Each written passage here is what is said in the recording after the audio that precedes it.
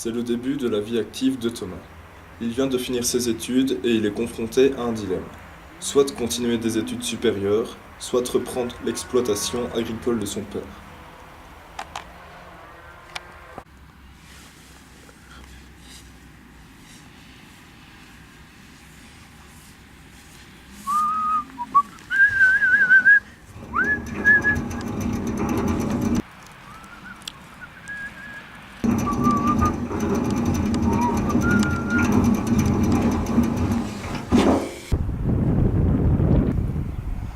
Thomas fait le choix de reprendre la ferme de son père. Cependant, il est heureux de sa petite vie paisible à la ferme. Bref, il est totalement épanoui.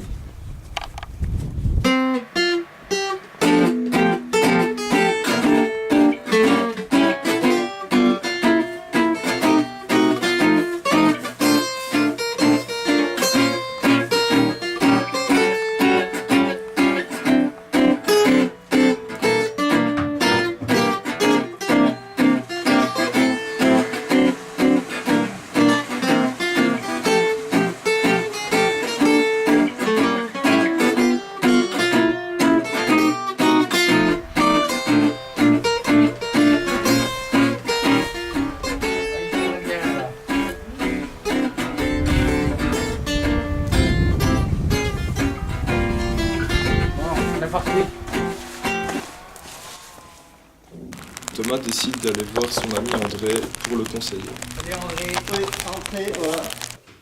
Donc voilà, le surendettement, qu'est-ce que c'est?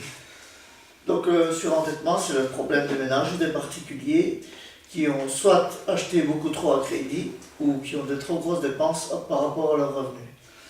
À un certain moment, ils n'arrivent plus à payer et ils s'orientent souvent vers des groupes de CPS qui ont une spécialisation dans le groupement Action Surendettement. Donc ce sont des assistantes sociales qui gèrent, qui font un plan d'appurement ou un plan de gestion pour les aider à payer toute leur dette.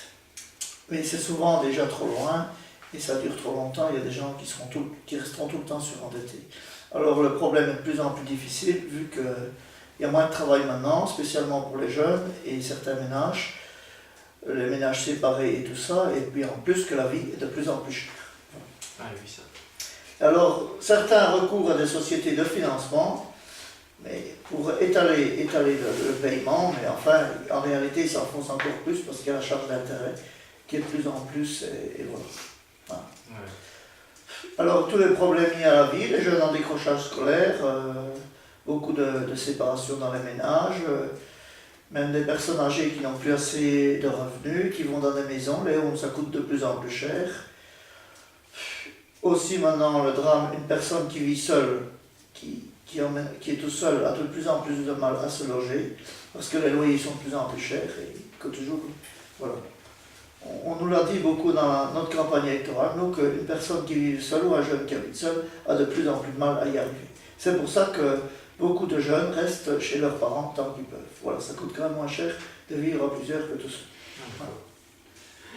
Et au niveau agricole, comment un peu est-ce que ça se passe? Au niveau agricole, donc maintenant, les exploitations agricoles sont de plus en plus grosses pour être rentables.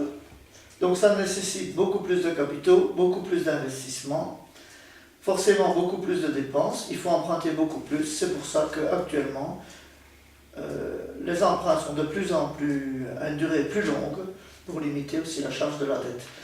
Et à cela s'ajoute le coût de la vie, le produit agricole, c'est-à-dire les bêtes, le bétail, le lait, tout ça, la viande, se vend pratiquement comme il y a 10-15 ans, alors que tous les intrants, tous les frais liés à la vie, assurance, tout ça, mazout, combustible, énergie, augmentent sans cesse. C'est pour ça que beaucoup de grosses fermes se trouvent dans une spirale aussi assez endettée et qui n'y arrivent plus. Et là, disons que un jeune maintenant qui reprend une grosse ferme s'engage pour très longtemps. Alors il y a aussi ne pas être malade, sa vie privée et tout. Parce que bon, à 20 ans, c'est jusque 60 ans, donc voilà. Et souvent, l'épouse des jeunes agriculteurs doit aller travailler, donc pour faire vivre, comme on dit, le ménage, et le produit agricole sert à financer l'exploitation proprement dite de la ferme. Voilà. Pas évident. Non.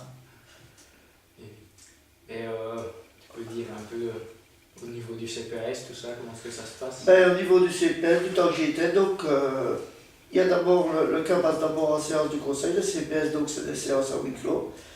Et il y a directement, dans chaque CPS, il y a plus ou moins une assistante ou voire deux sociales qui s'occupent uniquement de ces gens-là, qui s'occupent principalement. Et ces assistantes sociales-là ont suivi des formations adaptées pour justement trouver une solution, mais tous les cas ne sont pas les mêmes et j'ai connu des situations quand même bien difficiles. C'est récurrent, une famille parfois ou des gens plus difficiles, pour s'en sortir c'est pas évident. C'est pas évident parce que les frais augmentent tout le temps. Et alors aussi des gens un peu naïfs parfois qui ont recours à des sociétés de financement via la publicité, dans des idées qui s'enfoncent pour les contrats pour bouger les financements. Sinon, tu peux aller vers le CPS de ta commune, et là, ils te donneront plus d'informations. Ils ne donneront jamais de renseignements très précis sur cet accueil, ils ne peuvent pas, et en général, oui. Mais disons que maintenant, c'est devient quand même assez grave. Tout ça est dû beaucoup de la vie qui augmente sans cesse. Il y a quand même de moins en moins de travail sur les jeunes. Parce que maintenant, on trouve même de plus en plus de jeunes qui se trouvent dans cette situation et qui ne savent plus payer toutes leurs charges. Alors, tous les frais modernes qu'il n'y avait pas il y a 15-20 ans, maintenant, téléphonie, internet, tout ça, ça coûte tout ça, hein, et ça va vite aussi. Mais il y a d'autres frais, hein.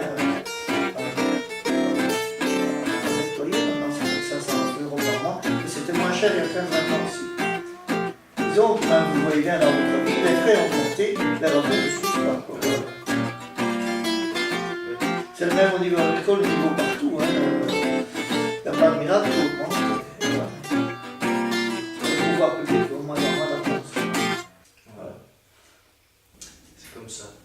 Thomas va se renseigner à la banque pour faire des crédits afin de pouvoir amortir ses nouveaux besoins et rembourser les dettes de son père. Alors, que puis-je faire pour vous? Alors voilà, en fait, j'aimerais bien faire un crédit. Parce que je suis agriculteur et j'aimerais bien m'acheter de nouvelles machines. Ok. Voilà. Bah, si vous voulez bien, on va passer dans le bureau à côté pour parler et discuter un peu de tout ça. D'accord. Je vous suis. Oui, là.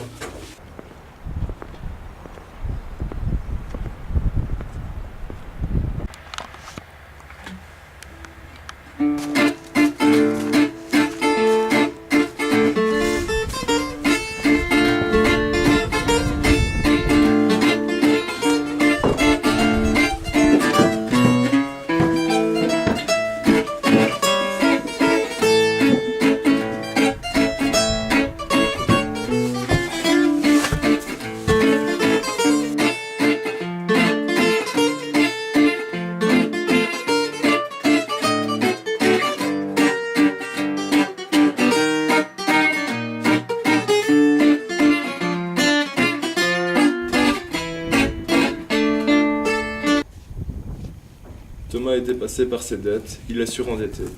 Il décide alors d'aller voir les services du CPAS. Bien, qu'allons-nous faire donc? Nous allons ici maintenant constituer un dossier de médiation des dettes. Ça veut dire quoi? Ça veut dire qu'il y a deux objectifs.